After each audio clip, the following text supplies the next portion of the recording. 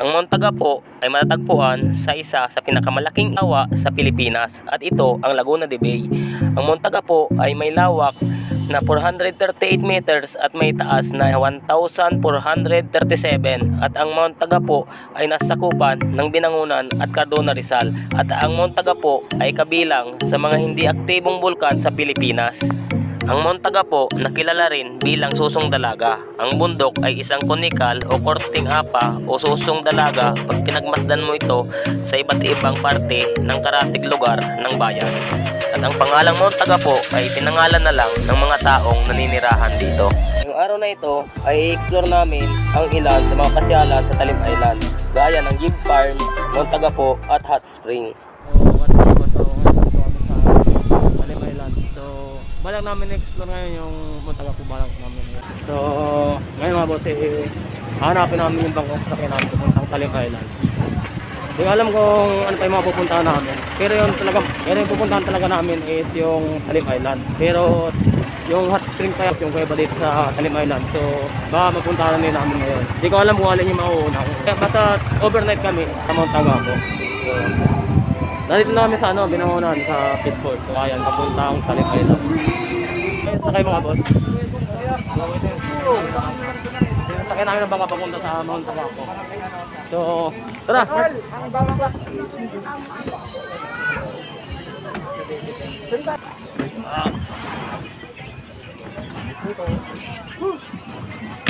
So ayun mga boss, nakasakay na rin kami ng bangka.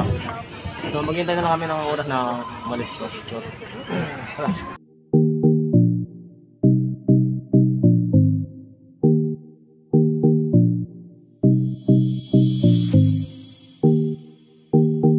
Bago kami makarating sa Talim, ay ang unang bumungad sa amin ay ang nagagandahang isla dito.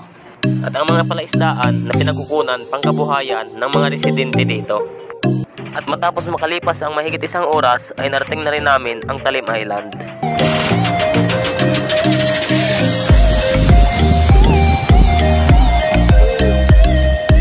So, ngayon guys, nakarating na rin kami dito sa Talim Island. So ngayon mga boss, pupunta muna kami sa barangay para alamin namin kung ano ba yung mabayaran sa turo guys, tapos yung entrance fee. Yung mga 315, tulak tayo no? Umuwi po. Ito po kami yung kagalang-galang na official. Hello po. Ang ganda ng kanya po. Ito po, treasure. Bago lang po mag-ayo. Second treasure po namin. Kumain po muna kayo bago kayo bukyan para kayo busog.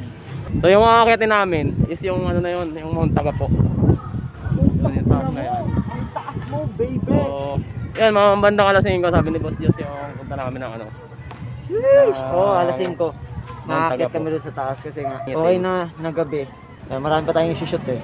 Mayroon pa siyang ano, di pa namin alam yung mga pinag-iisipan niya kasi gusto niya pa pumunta ng Hot Spring tapos yung Basta bukas yung Hot Spring, yun na yung pinakang chill na yung pang alas huli. natin. Kasi huli na yun eh. Yun na yung chill eh. Pupuntahan namin ngayon. Ayun, una sa listahan namin itong Hanosa Baywalk, JBE Farm. Tapos, basta marami pa. Tapos yung cave dito na pinagtaguan ng mga refugees ng World War II, yung mga tumakas mula Maynila, ito ng tago. So yun. At pagkagaling namin sa Hanosa Baywalk ay agad kami tumungo sa Gibb Farm. So ngayong araw na to mga boss, pagkagaling namin ng Hanosa ay nalit na rin kami sa GEB Farm. Kung pupunta kayo dito is entrance fee niya pag gabi is 10, tapos 5 piso pag araw. So yung pwede nyo punta dito is camping site, tree house entry. Yun. So ito yung unang bubungad sa inyo pag pumasok kayo dito sa GEB Farm. So ikotin natin itong loob nitong GEB Farm. Ayan yung mga ano nila. So Walang pa-stress. yan, tapos doon sabi doon. So hanggang dito, tapos nakalabas na kami dito sa GEB Farm. So ngayon babalik kami sa barangay na para magpa-book naman uli kami para pumunta naman uli kami ng Mount Tagapo. So yun, kita-kita na tayo mamaya pagdating sa barangay. So ngayon mga boss, nakabalik na rin naman kami dito sa barangay para naman sa pag-akit namin sa Mount Tagapo. So yun.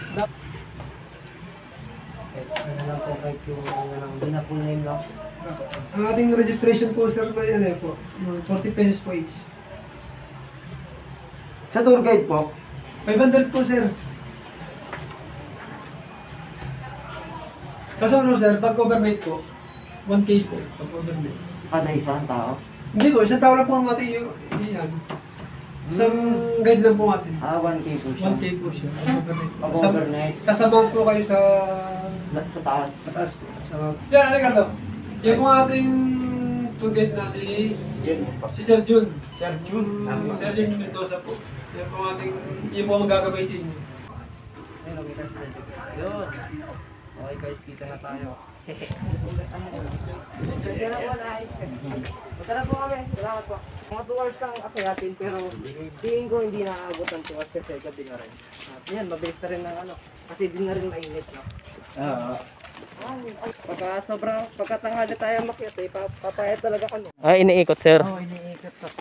Tapos, pagdating naman ng mga tanghali po, si Sir. Hintayin po natin si Sir. Sir, kahit dandaan lang, okay lang. Pagka ganito lang. Malapit na nga eh. Pero mukhang malapit na po tayo. Mukha Hindi pa tayo nakaka-1/4 sir. Sige, okay lang. Ito yan. Nagita-gita muna.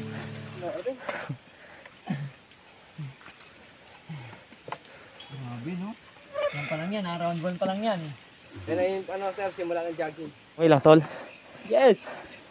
Si Sir Jeep. Pahinga muna ng konti po, mga ilang minuto lang. Pakyat na po ito eh. Ito na po yung start. Oo. Wala sa ng puno. Eh, yung 1/4 po, malayo pa. Ito na po. Ah, ito na yung 1/4. Ah.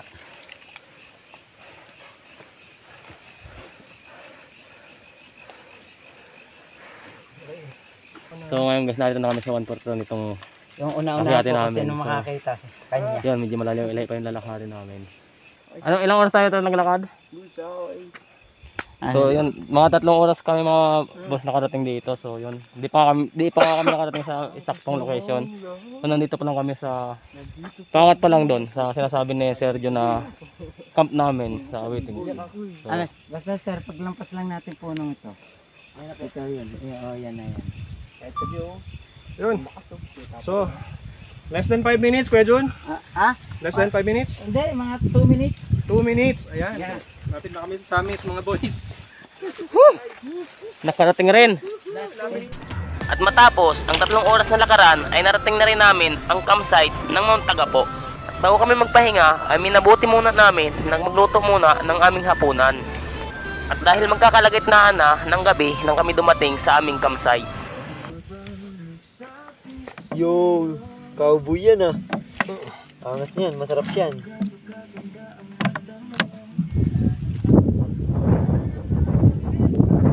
So, tinrain namin yung sabaw ng manok. Kasi malambot na yung manok eh. Nilagay namin sa sinaing ngayon para Nasa ako masakit para hindi malibot. Ayun.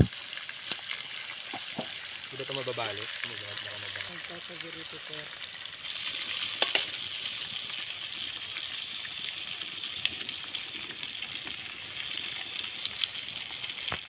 So ayan guys, nakaluto na kami. So 11, eksaktong 11 kami nakaluto. Dumating kasi kami dito, 9:45 na eh. So ayan mga boss. Kain na. Eksakto alas 11 na.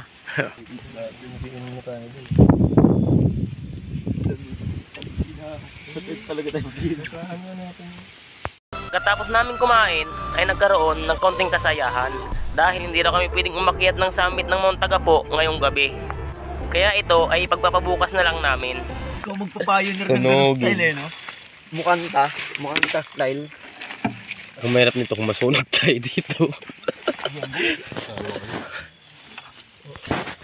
Oy, magsaysibo yung mantika. Masakit sa tiyan to. Promise. Sir Jake yan. Masakit to. Tulad nung uminom tayo nung ano, Sa J-Camp. sa J-Camp. Sobrang lamig. Lamig niyan. Inom ka ba, boy? Ang lamig niya to.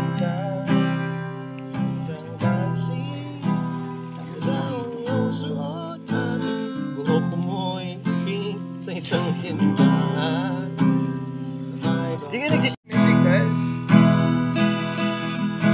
Sean, my darling, tell me that you love me. Tigas ng kwentas. We can fit into the night and you'll know the world could die.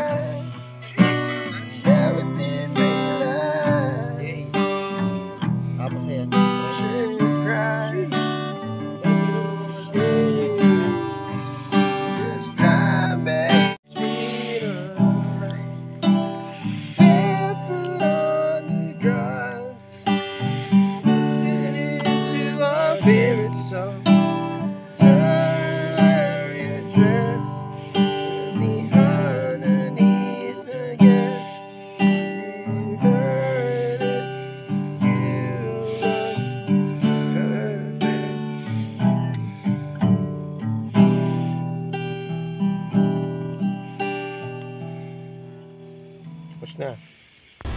Dahil napasarap ang tulog namin, nagising kami ng 5 AM. At agad kami nagpainit ng tubig para makapagkape bago umakyat ng summit ng Mount Tagapo. Gigising namin is alas 5 na. So ayan si Sir Jik. Si Boss Joshua. Boss, ano yun, boss? Good morning, sir. Ako dyan, boss. Good morning, tao pa kayo dyan. Boss. Ayun, sir, yan yung tour guide namin. So, yun nga, magpapapoy na. Sir, yung tala ng madaling araw ko. Asan, sir? Ayaw, malaki na. Tala ng madaling Ay, ayun.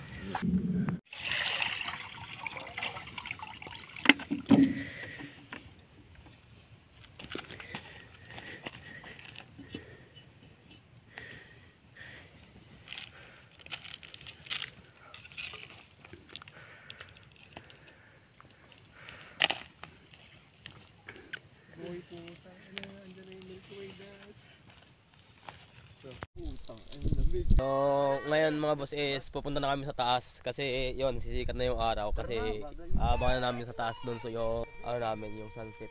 So, doon na lang namin tong kape para solid.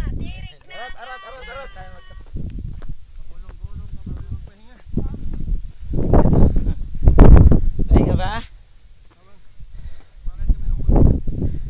So, yan mga boss. Kung nakikita nyo naman yung tanawin niya. Sobrang solid niya mga boss. So, yun nga. Malapit lang to dito sa Manilahan kaya yun. Marami rin napunta dito kada Sabado. Pero ngayon kasi Lunes na eh. So kaya parang kami lang, dalawang grupo lang kami.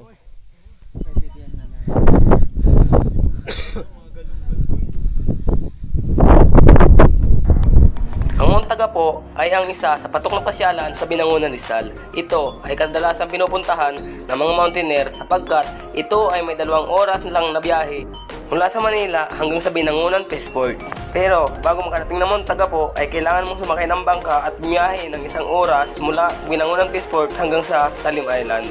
At pag narating mo ang summit ng Mount Tagapo ay bubungod sa iyo ang nagagandahang mga bundok ng Karatig probinsya. Gaya ng Mount Simbrano, Mount Makalolot, Mount Makiling, Mount Banahaw, Mount Cristobal, Sierra Madre at Mount Arayat.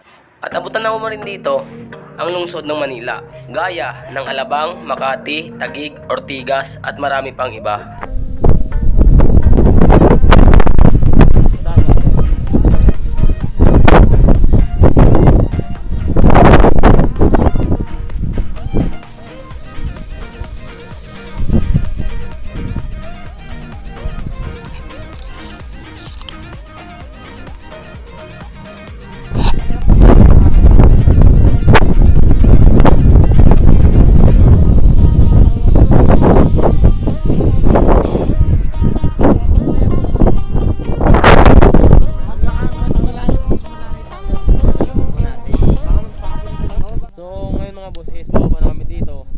Tagapo. So ngayon bababa na kami dun sa camp namin. Sa camp namin kasi yon. So pupunta pa kami kasi ng hot spring. So guys, so, parang alon lang siya. Diba? Nakaka-relax. Hello guys, bababa na kami ni Boss Mark. Kahit hilbilis ang ano dito sa'yo, umabot sa dito, tanga na wala ka talaga dito. So dito kami mga boss nagtayo ng tent talaga mga lolo't lola mo. Eh gagi pre, yung ganda nga rito pag ano. Oo, pag araw. So ayun yung inakit namin sa taas. So yun. Ay ito yung tent namin. So Uy, mag-noodles muna tayo. Oh bay! Baka mo na ako ng mga magiting na tour guide ng Mount Tagapo. pag sprint. You know. Ha? Morning.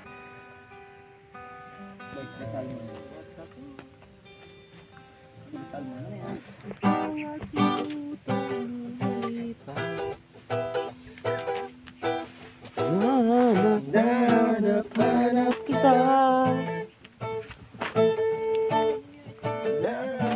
Hanap kita.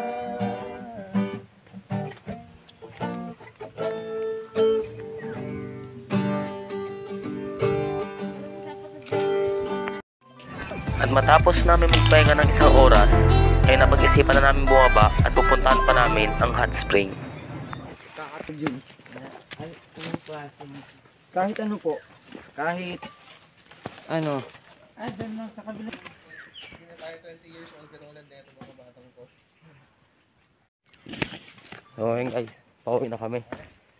So hindi namin nakita kagabi itong video na to, kaya ano na lang naman ulit ngayong umaga kasi gabi na kami nang umakyat dito kasi galing kami ng GEB Farms. Kaya hindi na namin nakuha ng video ng maayos kagabi. Yung pag-akyat dito. May certain question namin. Pag naikot mo sa ilapat.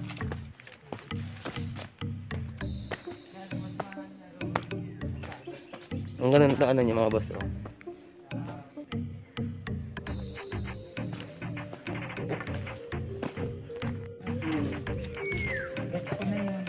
Tapos dalawa pa pupuntahan natin. Sige sir, mamaya sir. So ngayon boss, nalit na kami sa pandalawang pinahinga namin kagabi. So nasa 1/4 na raw kami pababa. Ito yung 1/4 na pinagpahinga natin kagabi. So di namin kagabi nakuha ng video kasi yun nga sobrang dilim. Kasi wala akong kaming ilaw eh. Ito yung matandang puno, taon na. Mahalo kasi yun, matigas yung pinakapahan natin. Puro bato. Kaya nag-release. Babarag yung goma. Ito yung taon ng puno. Sa tungkod. Yun, diretso na kami. Ate, please. Bigyan nyo. Kailan ko pa naalalay. Paano na tayo? Diretso naman kami sa paglakad pababa.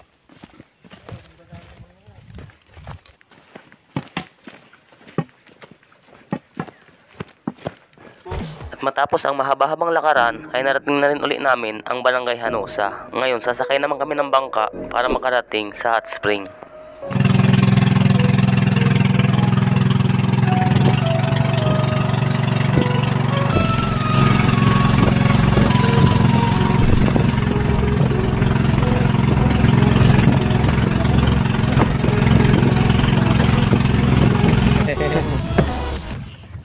Dati ako, no, lalim nito, kung albasa magdaragat din ako, pinaka ng level niya, siguro mga 6 to 5 meters. Sa ngayon, Ito yung hot spring na nakapaloob dito rin sa Talim Island. Na isa, narating rin namin dito sa pag-explore dito sa Talim Island. Mainit. uy! Mamalaki. Oh! Edad na ako ng mga 69. So ayan, Kuludong body! Reko, ang init. Bukal yan, Huh! bukal. Huh! Bukal yan. Reko, Diyan lumalabas sa Tayo tubig. naman, niluluto tayo dito. ang init. Grabe. Sobrang init niya, guys. Hindi siya nakaka-enjoy pero kailangan siya ng paa namin kasi Dito wala itong entrance. Ayun yung pinuntahan namin kanina, yung bundok dito. Yung Mount Tagapo. Galing sa Laguna. Dito rin lahat spring. Yun oh. Yung bundok na yan. Ito yung Pasig, no?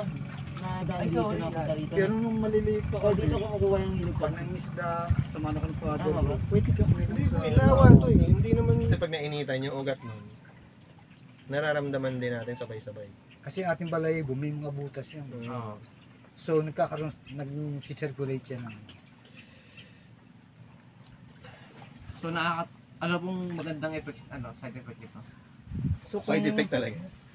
Kung may rayong ka sa Hindi, tsaka maganda mga to. lamig boy. Kakalakad lang natin ng 3 oras kagabi, tapos 3 oras ulit kanina. Aray, yung tulis.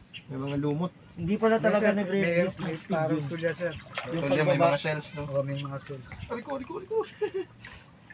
Ingat sir, baka masugat ka sir. May mga matibo din ako. Iba-iba din yung ano, mga sa ilalim eh. Kasi nung nung high tide kami, Masarap na. nakalubog talaga to. Lumulubog. Pero ramdam mo rin yung init niya. Init pa rin. So ito, saan nanggagaling yung tubig nito? Bukal sa ilalim? Palagay ko sir, sa ilalim ng gagaling at nanggagaling din sa agos na sa Hindi kasi dagat. nakakulong siya eh. So saan nanggagaling yung tubig ngayon?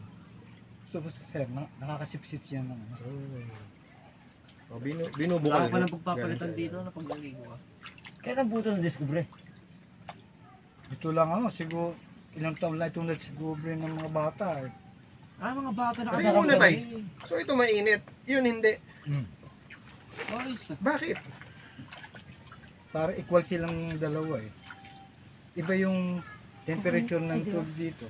So yun ba mainit yun? Hindi sir. Dito banda? Kung saan galing yung tubig? Pero ito, ang kasi ng mga kasama ko ng mga boat na din noon. Ito nanggagaling din sa bundok, yung agos sa bundok. Nakakasipsip siya. So kunin mo nga yung Ano yan? Putang inang init. Ayan, masarap na boy. Yun Masarap na boy. Ako, hindi ko na inalis yung pa ako. Masarap na yung binti ko boy. Pwede na tong steak, malambot na. So ngayon boss, nakapag-relax na rin kami dito sa sa hot spring dito sa Talim Island. Pupunta naman kami sa doon sa cave dito sa Talim Island rin. So yun. Tara. Matapos naming mga pagpahinga at mga pag-relax dito sa hot spring, ay napag-isipan na namin na pumunta uli ng cave. Konti na lang at hanggang ng ating jeep. Umaga ng sumod. Galing mo? Oh, bangkero yan eh. Bangkero. Mangkero na, vlogger pa. Wala ngayon guys, pupunta naman kami sa cave.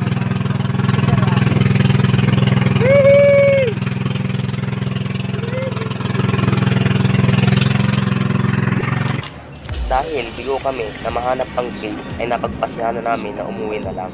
Balikan na lang ito sa susunod na pagpunta namin dito.